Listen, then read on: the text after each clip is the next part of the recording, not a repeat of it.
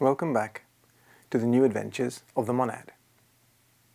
The fifth root race, like all others, will have 7 sub-races in total. So far, we have chronicled the dispatch of 4 sub-races by the Manu from the central birthplace of these sub-races in the 4 valleys leading off from the city of the bridge. As each sub-race spreads its wings, it tends to be the dominant political and cultural center on the planet. This is not to say that other civilizations have ceased to play a role in human development. It is just that there seems to be a life wave that ripples through each sub-race, always accompanied by the arrival of the Bodhisattva, who adds a new dimension to how humanity can perceive a concept of a greater life. This is usually expressed through religion and the concepts of a deity. In these presentations, we have not touched on the role played by the Mahachohan, who is responsible for the development of the cultural aspect of a civilization. This is a much more complex story to unpack, with cultural thought evolving sequentially as well as in parallel through any civilization. This would need a complex analysis outside a simple historical review. If we turn back to 20,000 BCE, we find the 5th sub-race being prepared simultaneously with the 4th, though in a different way. It was set apart in a valley far from the city of the bridge, on the northern shores of the Gobi Sea. Into it the Manu introduced a few of the best specimens of the 3rd sub-race, now thoroughly differentiated in Persia. Also included were a few Semites from Arabia. He chose especially people who were tall and fair. When he himself was born into this new sub-race, his body predominantly showed those characteristics. It will be recollected that the Manu starts each sub-race just as he does the root race, by incarnating in it himself, and the form he chooses to take largely determines the appearance of the sub-race. The 5th sub-race was strong and vigorous, much larger than the 4th, and was tall, fair, and long-headed, with light hair and blue eyes. The racial character of this sub-race was very different from that of the Celts. It was dogged, persevering, with little of the dash and flamboyance of the 4th sub-race. Its virtues were not of the artistic type, but rather of the business and common sense sort, blunt and truthful, plain-spoken and straightforward, caring for the concrete rather than the poetic. The 4th and the 5th sub-races left their respective valleys together in 20,000 BCE and passed through Persia, though their eventual destinies were very different. The 5th sub-race, small in number, moved along the shores of the Caspian Sea and settled in Dagestan, where it grew slowly for several thousands of years, extending along the northern slopes of the Caucasus Range and occupying the Terek and Kuban districts. It is differentiated into several distinct types, and from this initial location, the 5th sub-race began its great march to world domination, 1,000 years after the cataclysm of 9,564 BCE. The swamps of Central Europe having now become habitable, the emigrants moved northwest into what is now Krakow in Poland.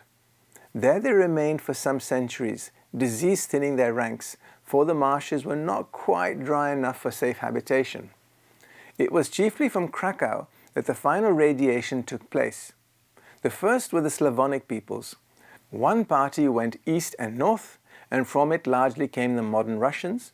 Others went south and is now represented by the Croatians, Serbians, and Bosnians. The second wave was the Lettish, though it did not go far. It gave us the Latvians, the Lithuanians, and the Prussians. The third was the Germanic tribes, those called especially the Teutons, spreading over southern Germany, others going north and becoming the Goths and the Scandinavians. The Scandinavians later circled back into Russia, establishing trading colonies. They were later called the Rus. In modern history, we find the descent of the Scandinavians upon Normandy, the Normans being a Viking offshoot. the Goths descended upon southern Europe, the Goths themselves being displaced from their original homeland in the North Caucasus by Mongol tribes spreading out of Central Asia. Last but not least, we see the fifth subrace spreading over Australia, North America, and South Africa. Its dominance in India through the British Empire brought this subrace back to where the rootstock of its people was settled. So, what we can see is that every root race has a series of subraces totaling 7 in number. That number gets everywhere. Where does that leave us today?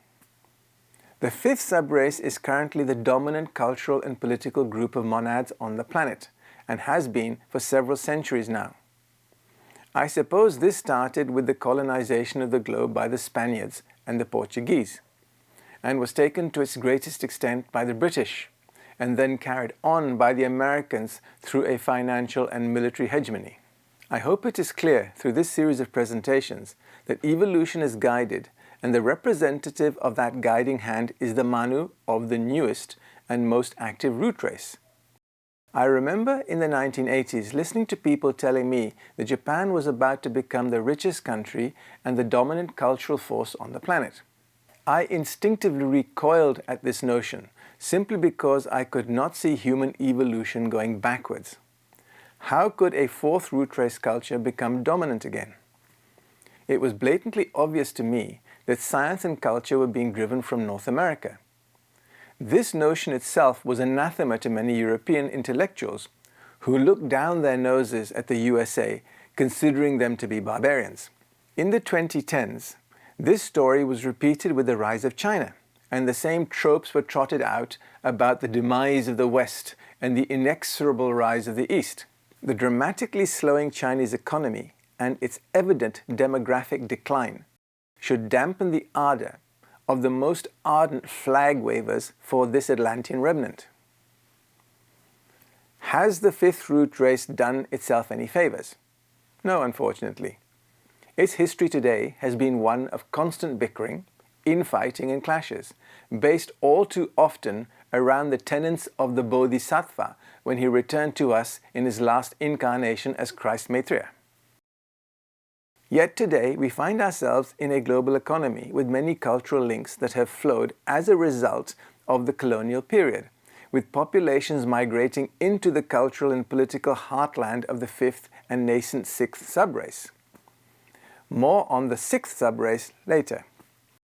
In the past, the Manu isolated gene pools and established new subraces. Today, genetic mixing is happening in a more random manner and on a much bigger scale. Out of this blending has already begun to emerge the sixth subrace in Canada, the USA, and Australia. When people talk about the demise of the USA, little do they realize that this arc, where this next subrace will develop, has only just started. Into these population centers will be born great souls, which will eventually lead humanity to even greater achievements than were ever seen in Atlantis.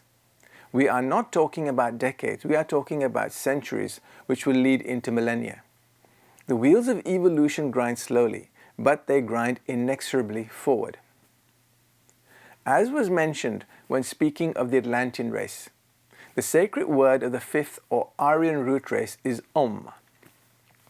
That of the Atlantean root race was Tao. The words of the root races taken in succession are said to be the syllables of one word, which is the true sacred name. Each root race has its own special quality to unfold. That of the fifth root race is manas, or mind. It is that type of intellect that discriminates and notes a difference between things. When the intellect is perfectly developed, differences are noted calmly solely for the purpose of understanding them and judging which is the best. In the stage of half development at which we are now, most people look for differences not so much to understand them, but to oppose them. This has led in the past and is evident in the present to the persecution of those who hold different opinions. This elementary stage will, of course, in due time be outgrown. The Aryan race is less dominated by the passions of senses and is more open to the influences of manas. Consequently, It is obtaining a firmer grasp of knowledge and a wider range of intellect. The fifth root race is thus developing that aspect of the divine nature known by the Hindus as Chit, or intelligence.